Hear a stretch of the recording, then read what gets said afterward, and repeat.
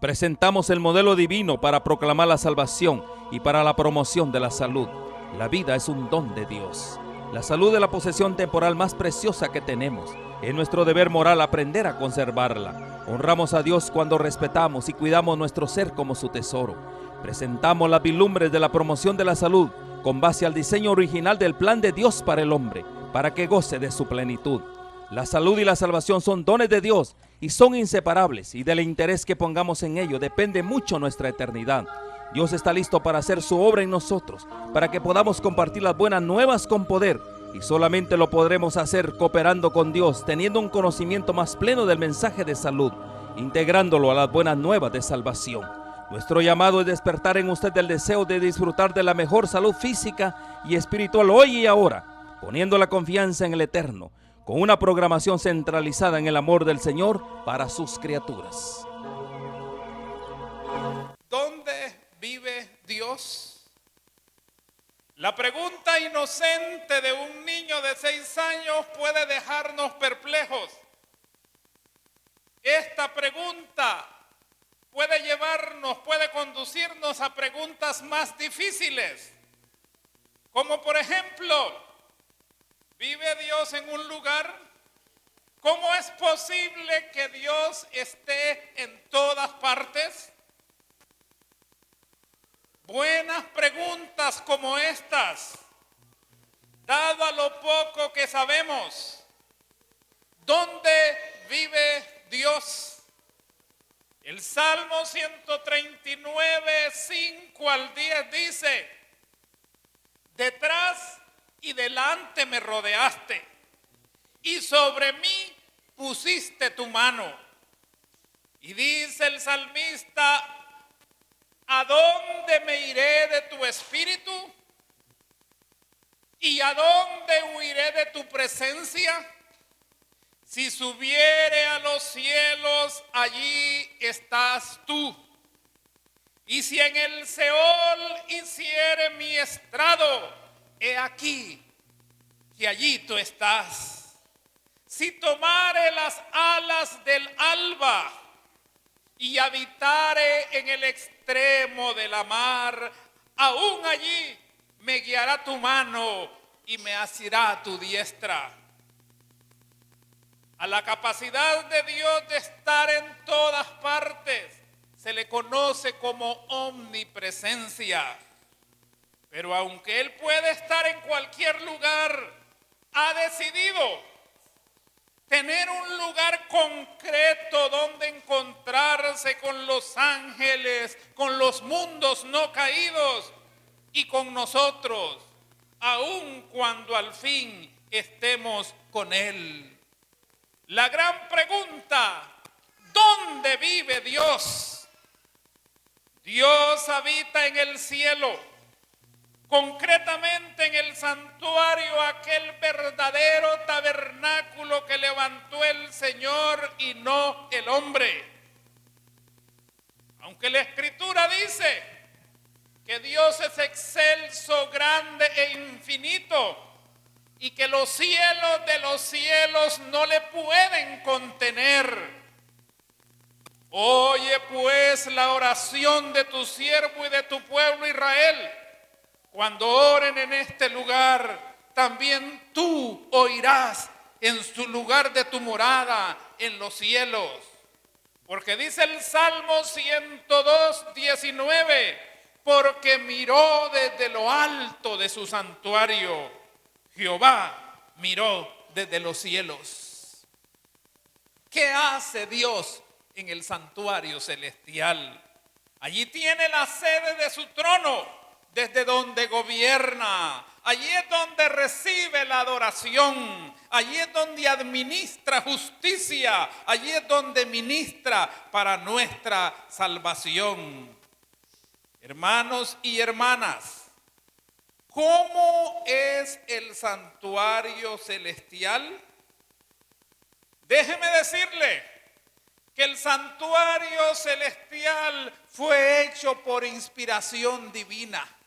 Dice Éxodo 25:40, así como te muestre el modelo, así lo vas a construir. tal como lo dice Éxodo 25, 8 y 40, y harán un santuario para mí, y habitaré en medio de ellos. Mira, le dijo a Moisés, hazlos conforme al modelo que te ha sido mostrado en el monte. Oh, mis amados, en el santuario Dios habitando entre los hombres fue construido a partir de un modelo del santuario celestial.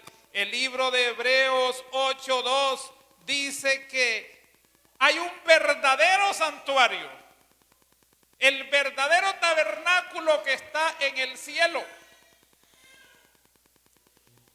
Dice la inspiración, el propósito de la doctrina bíblica del santuario es comprender el significado de las verdades espirituales involucradas en el gran conflicto y en el plan de salvación.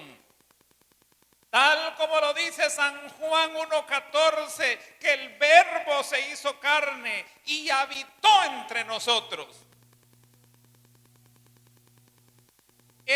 Juan 1:14 es cuando Cristo vino a morar entre nosotros, igual que el santuario que Dios quiso morar entre nosotros. Hay una traducción de Juan 1:14 que dice, y el Logos se hizo carne y tabernaculizó entre nosotros, moró entre nosotros, y contemplamos su gloria como del unigénito del Padre, lleno de gracia y verdad. Tal como lo dijera el apóstol Pablo en Hebreos 8:1 y 2. Ahora bien, el punto principal de lo que venimos diciendo es que tenemos un sumo sacerdote, el cual se sentó a la diestra del trono de la majestad en los cielos, ministro del santuario y de aquel verdadero tabernáculo que levantó el Señor y no el hombre. Hermanos y hermanas, los seres humanos han construido templos majestuosos. Las grandes religiones del mundo hasta han dividido la categoría de los templos. Existen templos famosos como el Taj Mahal en la India, la Basílica de San Pedro y otros cuantos templos famosos. Pero déjeme decirle que todos esos no son el templo verdadero de Dios. La Biblia dice en Hebreos 8:1 y 2 que hay un verdadero tabernáculo. ¿Dónde está ese verdadero tabernáculo? En el cielo. El que levantó el Señor y no el hombre. Ese tabernáculo, ese santuario, todavía es mejor que el que nosotros tenemos aquí. El verdadero santuario, dice la Escritura. Ahora pues, mira, le dijo, se hizo una réplica en el tiempo de los israelitas, se hizo un santuario portátil. Y Dios le dijo a Moisés, hazlo conforme al modelo que se te mostró en el monte. Ese modelo, San Pablo le llama el verdadero tabernáculo. ¿Y cómo era ese tabernáculo? Vemos aquí en la imagen. En primer lugar, había un espacio en medio del campamento que estaba cercado. Luego, en la primera parte estaba lo que se llama el atrio o el patio. En ese patio habían 2 muebles. El santuario estaba constituido de 6 muebles. En la parte de afuera, lo primero que había después de la puerta era el altar del sacrificio. Luego seguía la fuente del lavacro. De ahí entraba al lugar santo donde habían 3 muebles. La mesa de los panes de la proposición, el candelero de oro y el altar del incienso. Luego había una cortina que dividía el lugar santo del lugar santísimo, y en el lugar santísimo estaba entonces el arca del testimonio. Esas son las divisiones básicas del santuario. Veamos un vistazo rápido a los muebles del santuario y su significado. Tenemos la puerta de entrada. Había un cerco de pieles de animales. Este era el santuario portátil que el pueblo de Israel lo iba transportando. El santuario tenía únicamente una sola puerta, una sola entrada. No se podía entrar por otro lado, una sola puerta, un solo acceso. Esa sola puerta nos habla de que Cristo es la única puerta. Yo soy la puerta, lo dijo él en San Juan 10:19. El santuario era una parábola de la salvación. Luego de atravesar la puerta, ¿con qué mueble nos encontrábamos? Se encontraban los israelitas en el santuario. Se encontraban con el altar del sacrificio. Ahí lo dice Éxodo 27:1-8. El altar ardía constantemente, el fuego sobre el que se quemaban los sacrificios. Era un símbolo de Cristo Jesús. El primer mueble con que se encontraban los israelitas era el altar del sacrificio. También se le conoce como el altar de bronce. Se conoce también como el altar del holocausto. Allí se presentaba el israelita con un cordero sin mancha. El sacerdote examinaba el animalito, que no tuviera defecto, y entonces le daba el puñal al adorador, y el adorador lo degollaba. El sacerdote agarraba la sangre en un recipiente. El resto de la carne y los huesos se asaba sobre ese altar del sacrificio, que permanecía encendido en fuego permanente 24 horas día y noche, y los sacerdotes comían de esa carne mientras se seguía oficiando con la sangre dentro del lugar santo. Ese altar significaba a Cristo, nuestro sacrificio. Claramente, este altar habla del sacrificio y derramamiento de sangre, porque es imposible acercarse a Dios sin tal sacrificio y sin derramamiento de sangre. Ese cordero que llevaban al altar señalaba a Cristo Jesús, el día en que Cristo iba a morir por nosotros. Por lo cual, dice Hebreos 13:12, también Jesús, para santificar al pueblo mediante su propia sangre, padeció fuera de la puerta. En Cristo Jesús halló cumplimiento. Por eso hoy por hoy ya no matamos corderos, porque el Cordero de Dios que quita el pecado del mundo ya murió y derramó su sangre por nosotros. Amigos, en el día en que Cristo murió, era el justo día del Yom Kippur, el día de la expiación. Y cuando el sacerdote tenía el cuchillo para matar al cordero, ocurrió el terremoto de la muerte de Cristo. Y el cordero se le escapó, porque el símbolo se estaba encontrando con la realidad. En ese momento Cristo, el Cordero de Dios, estaba muriendo. Entonces ya no tenía que morir el cordero animal, porque el Cordero de Dios estaba muriendo. La Biblia dice que el velo del templo, el velo que dividía el lugar santo del lugar santísimo, se rompió de arriba abajo, en señal de que la expiación estaba siendo consumada. El sacrificio de Cristo se encuentra en la entrada misma del acceso a Dios y de la comunión con Él. Luego del altar de los sacrificios seguía el segundo mueble. ¿Cómo se llamaba ese mueble? la fuente de bronce. Todavía estos dos muebles están en el patio. Todavía no hemos entrado al lugar santo, la primera división del santuario. La fuente de bronce, los sacerdotes, era para que se lavaran los sacerdotes las manos y los pies después de estar oficiando en el altar del sacrificio. Sus manos, después de manipular la carne, el animal, los huesos, quedaban sucios. Y para poder entrar al lugar santo debían limpiarse, lavarse, higienizarse en la fuente de bronce. Esa fuente señalaba también a Cristo Jesús, quien es el que nos limpia de todo pecado.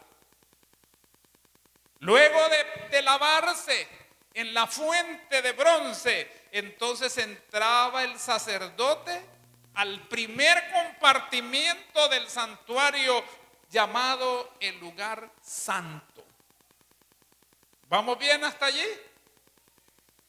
¿Qué muebles tenía el lugar santo? 3.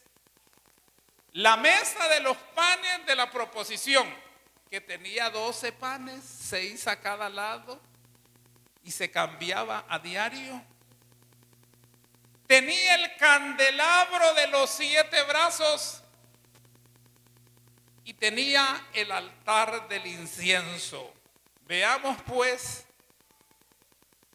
este mueble de la mesa de los panes de la proposición, de acuerdo como lo describe Éxodo 25, 23 al 30. Esos panes siempre era pan fresco, no podía dejarse que fuera pan viejo.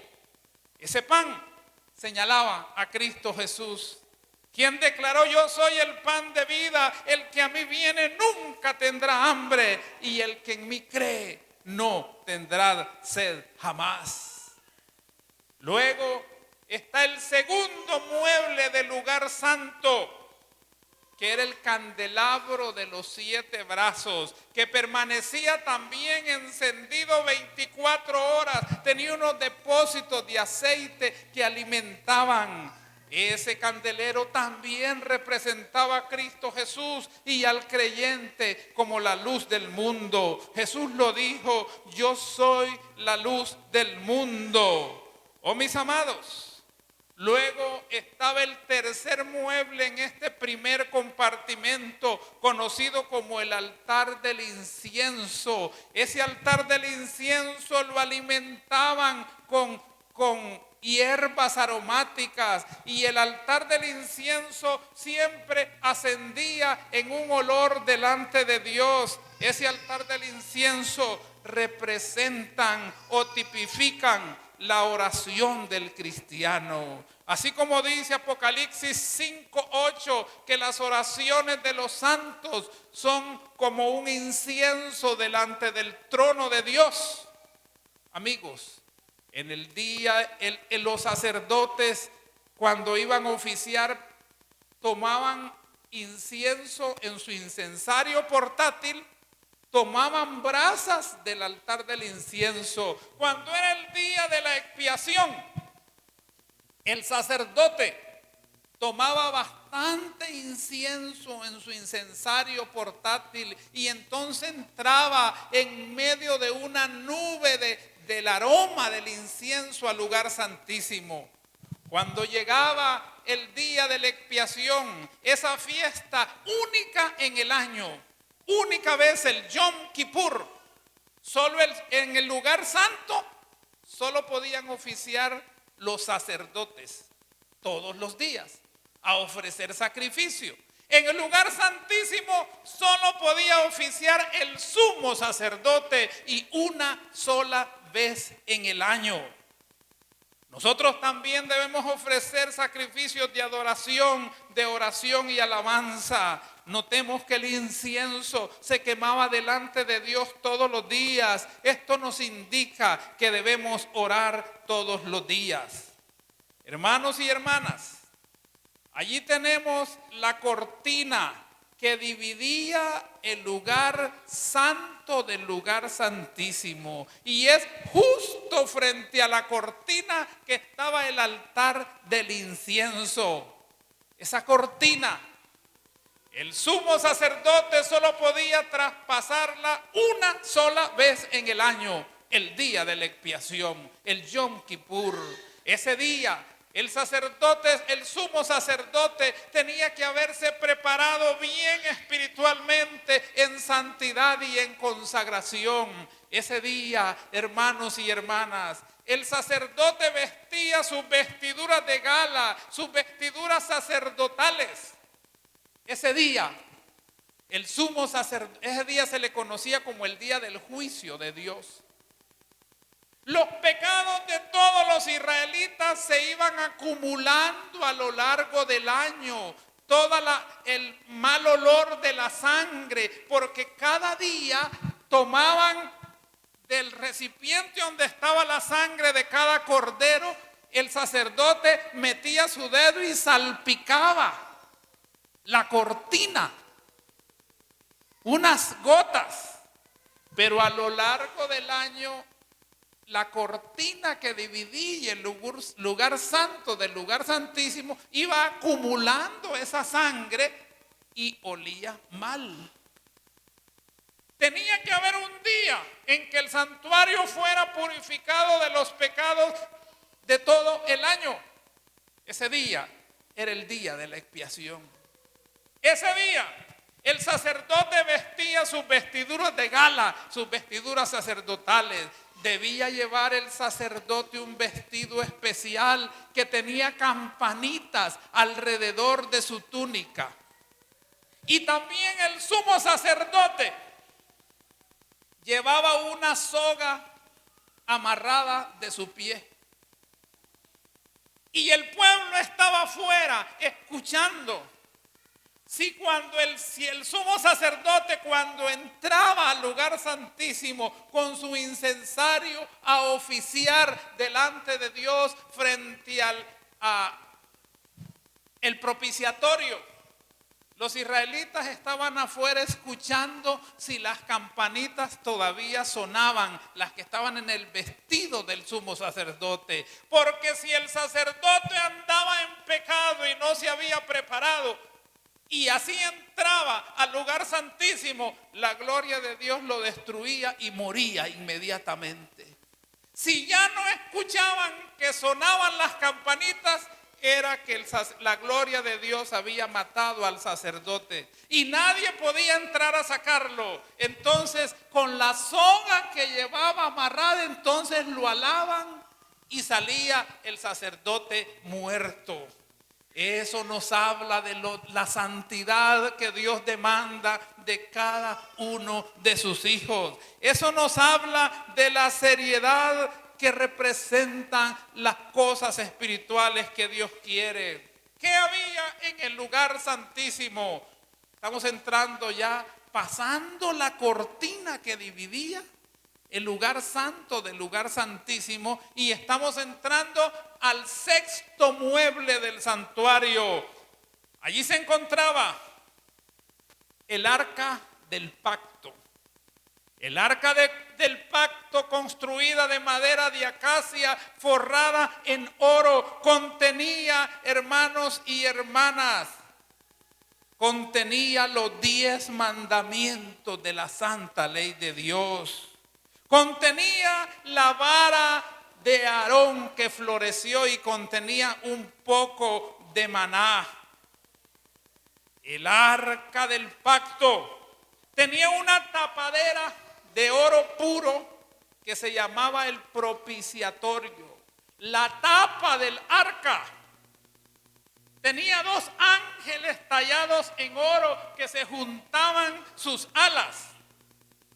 Dice Éxodo 25:18, harás pues un querubín en un extremo y otro el otro extremo. De una pieza con el propiciatorio harás los querubines en sus 2 extremos. Sus rostros el uno frente al otro, mirando al propiciatorio. Cuando entraba el sumo sacerdote al lugar santísimo una sola vez en el año, el sacerdote rociaba la sangre sobre el propiciatorio. un símbolo de que Cristo iba a venir un día a ofrecer su sangre delante de Dios por nuestros pecados. El segundo compartimiento del santuario era el lugar santísimo, el cual representa el trono de Dios. Contenía el arca, la tapa del arca se llamaba el propiciatorio. En cada extremo del propiciatorio había un bello ángel de pie hecho de oro puro. La gloria de Dios brillaba continuamente sobre el propiciatorio. De allí es que salía una luz especial que se conoce como la chequina, la gloria de Dios. Ahora pues, repasando lo que hemos aprendido. El santuario, ¿cuántos muebles dijimos que tenía? 6. ¿Cuál era el primero de esos muebles con que se encontraba el adorador? ¿Estaba dentro del templo o estaba en el atrio del templo? Como que dicen el patio. ¿Qué se hacía en el altar del sacrificio? Llevaban un cordero sin defecto, sin mancha. El sacerdote lo examinaba y luego lo sacrificaba el hombre. Luego, ¿qué mueble seguía? La fuente del lavacro, donde se lavaban los sacerdotes las manos y los pies. De allí, ¿qué seguía? Ok, entraba entonces al lugar santo, el primer compartimento del santuario. Y en el lugar santo habían 3 muebles. ¿Cuáles eran los 3 muebles?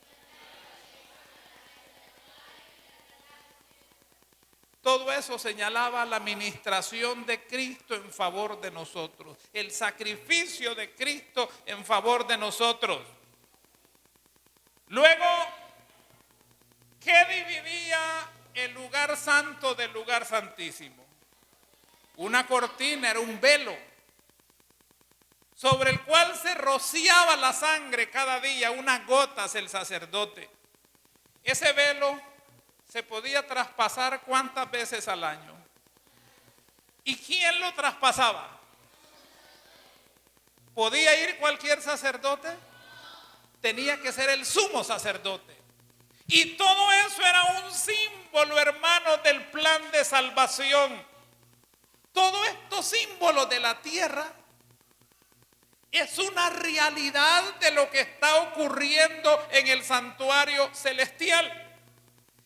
¿Quién es el sumo sacerdote allá en el santuario celestial? Cristo Jesús.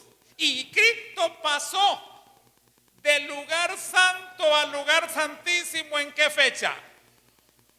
El 22 de octubre de 1844. Pasó a ministrar al lugar santísimo delante de nuestro Padre. Y Cristo está intercediendo.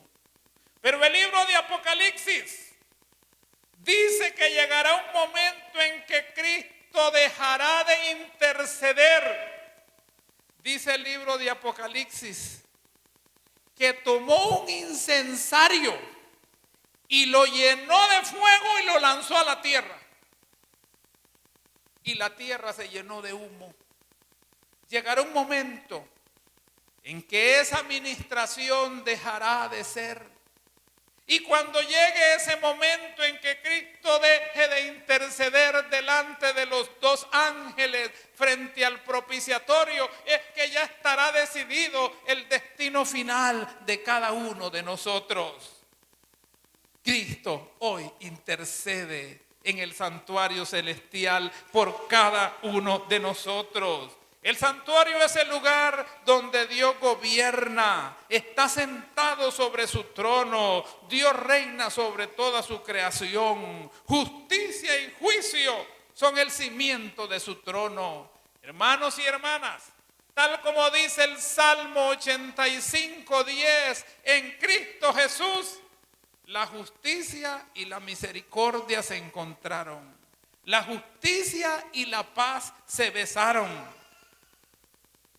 Oh, mis amados, el santuario es el lugar donde Dios es adorado. Apocalipsis 4 y 5, Juan ve la escena del trono de Dios donde está el Padre, el Hijo y el Espíritu Santo, rodeado por los 4 seres vivientes, los 24 ancianos y millones de ángeles. Delante del trono se ve un mar de vidrio, el lugar de la audiencia donde Dios se encuentra con sus criaturas.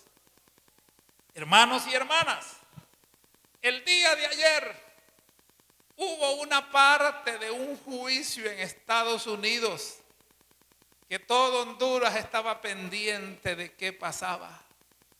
El día de ayer un ciudadano fue declarado culpable. Un juez se pronunció. Los fiscales acusaron a ese ciudadano. Se eligió un jurado civil. Oh, mis amados, así también nosotros estamos en un juicio. ¿Quiénes son los testigos de ese juicio nuestro? Los ángeles de Dios. Los ángeles están escribiendo cuál es la ley, la norma por el cual vamos a ser juzgados. Los 10 mandamientos que están en el centro del lugar santísimo. Allí están los 10 mandamientos. ¿Quién es el juez, hermanos y hermanas? ¿Quién es el abogado? Déjeme decirle que hoy por hoy Cristo es nuestro abogado. Primera de Juan 2:1 dice: abogado tenemos para con el Padre a Jesucristo el justo. Él intercede por ti, por mí, presenta sus manos, presenta su sangre. Pero llegará un momento en que Él dejará de ser abogado para convertirse en juez. Por eso hoy, hermano y hermana, tú debes acudir a ese abogado que nunca ha perdido un caso, para que tú y yo podamos ser defendidos. Llegará un momento, mis amados, en que dejará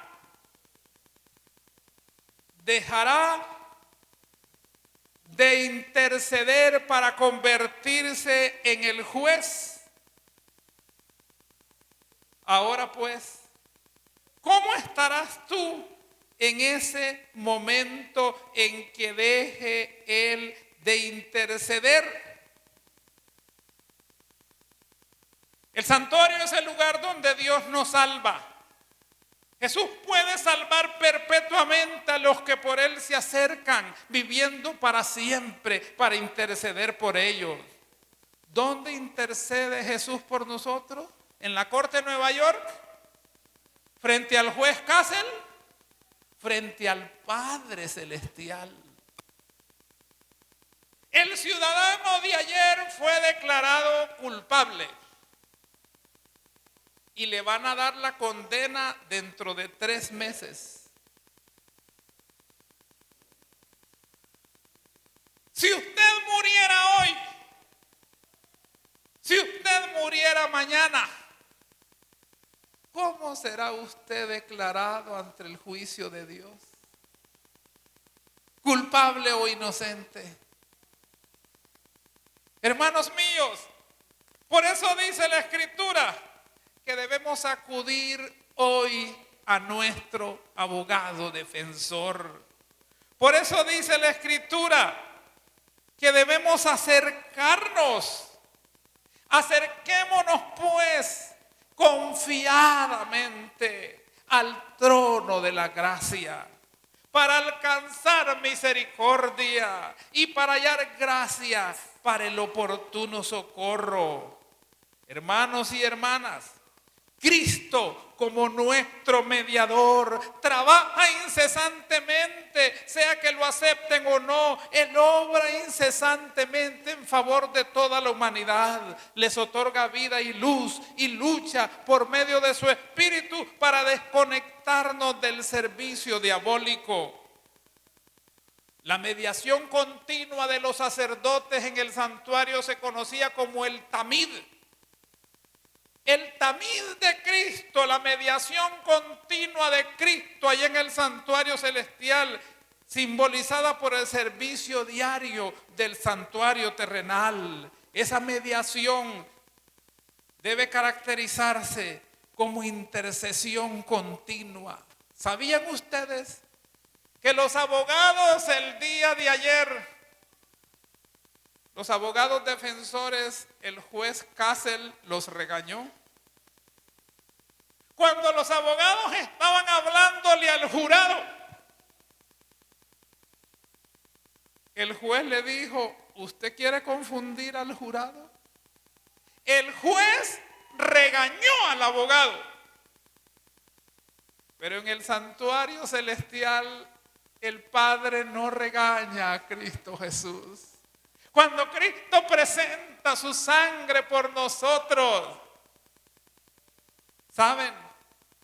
Cristo, la intercesión de Cristo se caracteriza por una intercesión continua, por un acceso continuo a Dios, por una purificación, una santificación continua, por un perdón continuo, por una dirección de su iglesia continua, por un sostén y protección continuos. Dice la sierva del Señor: Cristo no mirará a ningún suplicante tembloroso sin levantarlo. Oh, mis amados, ¿saben? La mamá del acusado de ayer casi se desmayó. Los familiares de ese acusado fueron a Nueva York con la esperanza de que fuera absuelto. ¿Saben? Hasta aquí en Honduras hubo una iglesia en Tegucigalpa de que se pusieron en ayuno y vigilia y oración para que ese acusado fuera declarado absuelto.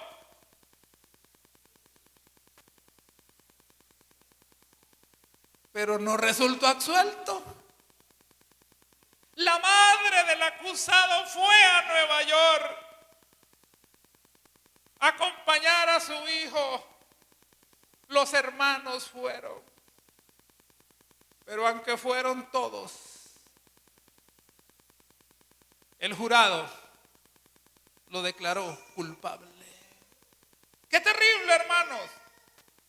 Los entendidos dicen que si lo declararon culpable de los 4 delitos que se le achacaban, la condena va a ser fuerte.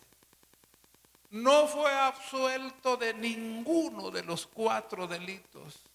4 delitos culpables, delitos graves. Los abogados dicen que a lo menos el resto de su vida ese acusado pasará en la cárcel. Si no es una, son varias cadenas perpetuas. Ya no hay. ¡Qué terrible! Hermanos míos, aunque hubiera suplicado clemencia, no hubo clemencia. Pero no es así en el santuario celestial. Allá tenemos nuestro abogado Cristo Jesús, que presenta su sangre preciosa. Y dice la sierva del Señor, palabras de vida, el gran maestro 142, Jesús no mirará a ningún suplicante tembloroso sin levantarlo. El que mediante su propia expiación proveyó para el hombre un caudal infinito de poder moral, no dejará de emplear ese poder en nuestro favor. Oh, mis amados, y si tenemos un abogado tan poderoso, nosotros somos culpables. somos culpables de pecado. Por cuanto todos pecaron y están destituidos de la gloria de Dios. Pero para nosotros existe perdón. Si tan solo nos acercamos confiadamente al trono de la gracia para pedir el perdón, para pedir la renovación, para pedir ese cambio de vida. Oh, mis amados, el caso nuestro es diferente del acusado de ayer. Es diferente. ¿Por qué es diferente, hermanos? ¿Le hubiera gustado a usted estar en los zapatos del acusado de ayer? Pero disfrutó de mucho dinero. ¿Le hubiese gustado estar en esos zapatos? ¿Saben? Nosotros también estamos en un juicio. Se está llevando a cabo el juicio investigador y el nombre suyo y mío está siendo revisado en el reino de los cielos. Cuando pase tu nombre, ¿cómo vas a ser declarado? ¿Culpable o inocente? De ti depende. Porque el abogado defensor ya está listo para defenderte. Para poner su sangre, sus méritos. Él pagó en tu lugar. Pero si no te acercas a Él por la fe, ¿cómo Él te va a defender?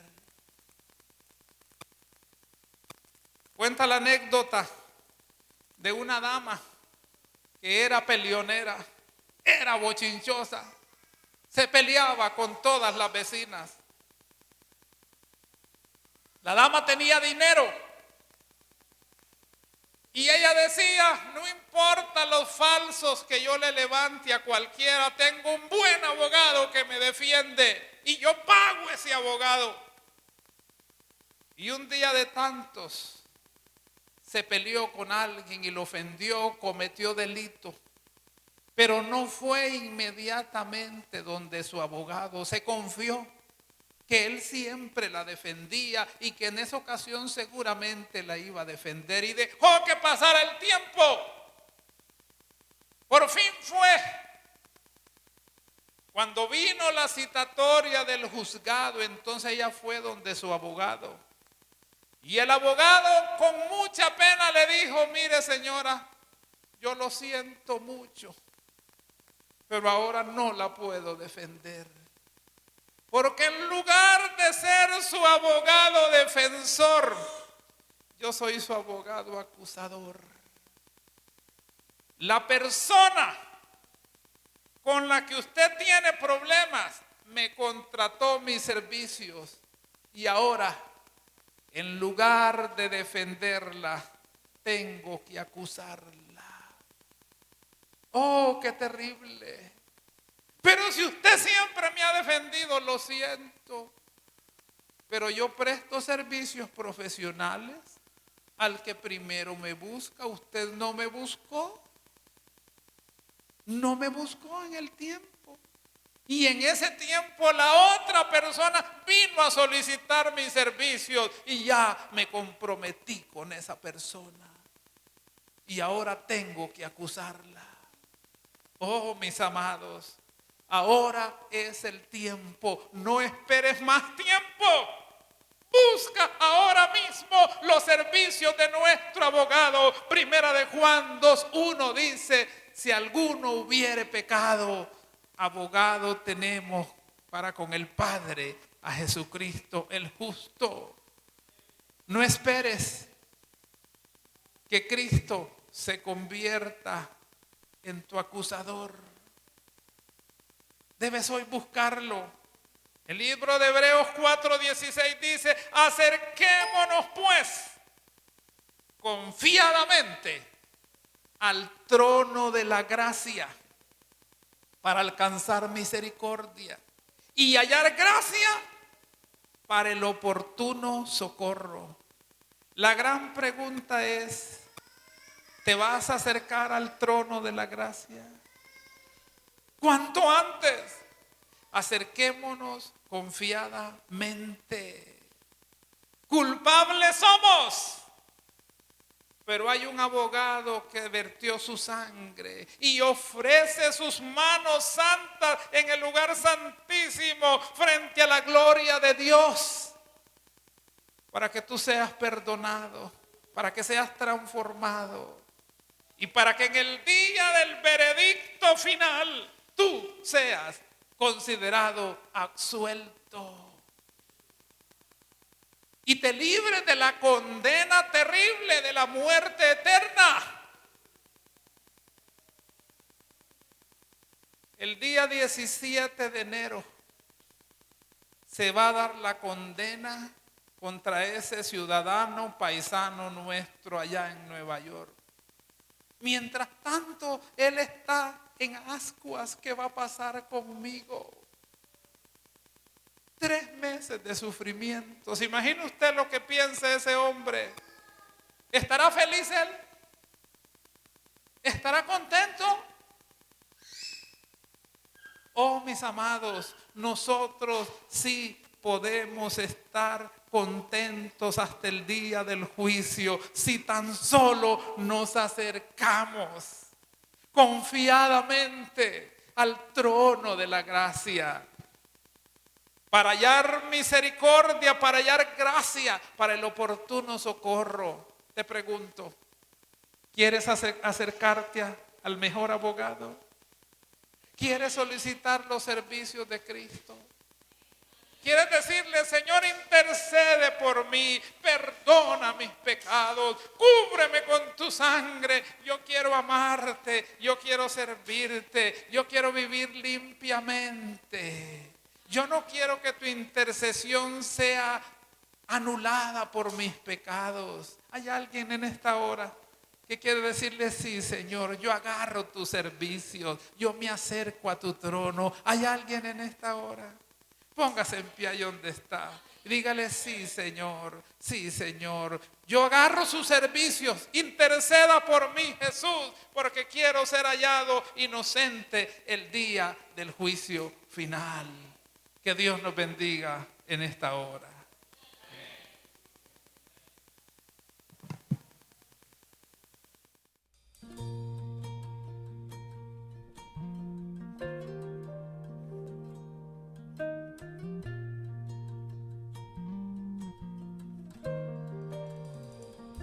Real sacerdote ahí en el cielo, aleluya, oh, aleluya, nuestro abogado ante el Padre eterno, en el templo hecho por Dios,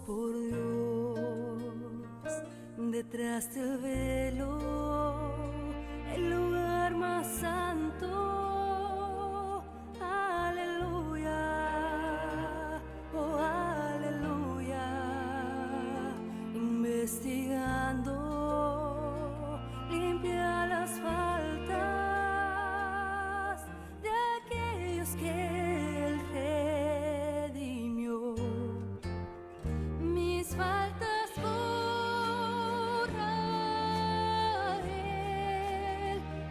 Santuario me une más a Él en el santuario, en el cielo.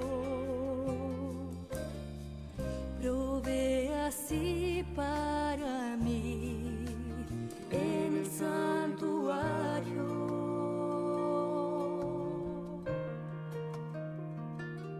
Purifica el templo celeste,